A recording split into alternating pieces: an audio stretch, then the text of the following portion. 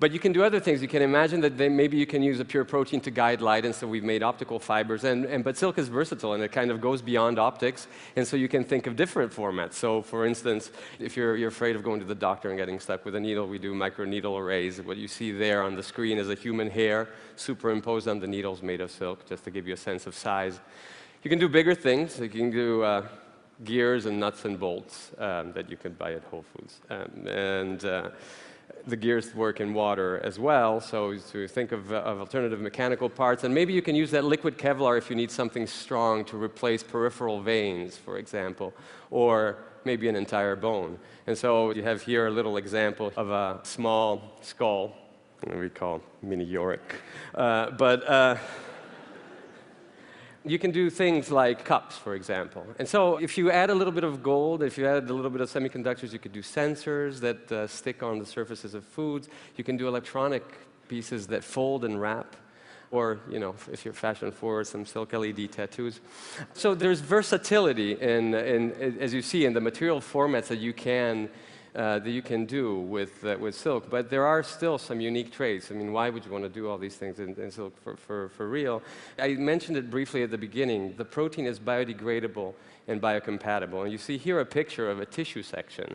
And so what does that mean, that it's biodegradable and biocompatible? You can implant it in the body without needing to retrieve what is implanted, which means that all the devices that you've seen before in all the formats, in principle, can be implanted and disappear. And what you see there in that tissue section, in fact, is you see that reflector tape. So much like you're seen at night by a car, then the idea is that you can see, if you illuminate tissue, you can see deeper parts of tissue because there's that reflective tape there that is out of silk. And you see there, it gets reintegrated in tissue. And reintegration in the human body is not the only thing, but reintegration in the environment is important. So you have a clock, you have protein, and now a silk cup like this can be thrown away without guilt. And unlike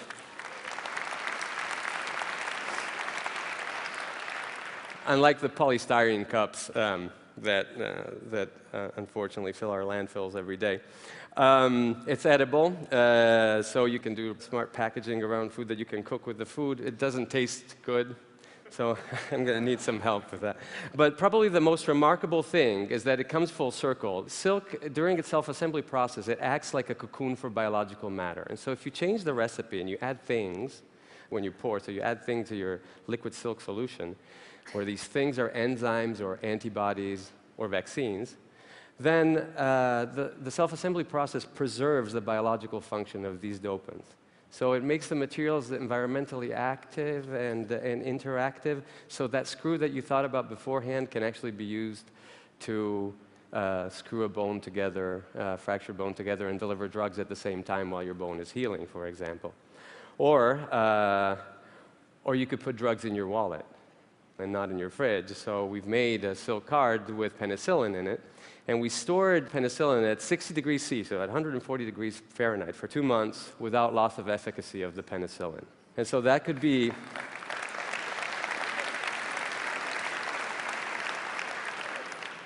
potentially a good alternative to solar-powered refrigerated camels. And of course, there's no use in storage if you can't use. And so there is this other unique material trait that these materials have, and that they're programmably degradable. And so what you see there is a difference. In the top is you have a film that has been programmed not to degrade, and in the bottom a film that has been programmed to degrade in water. And what you see is that the film on the bottom releases what is inside it. So it allows for the recovery of what we've stored before. And so this allows for controlled delivery of drugs and for reintegration in the environment in all of these formats that you've seen. So the thread of discovery that we have really is a thread. We're impassioned with this idea that whatever you want to do, whether you want to replace a vein or a bone, or maybe be more sustainable in microelectronics, perhaps drink a coffee in a cup and throw it away without guilt. Maybe carry your drugs in your pocket, deliver them inside your body, or deliver them across the desert. The answer may be in a thread of silk. Thank you.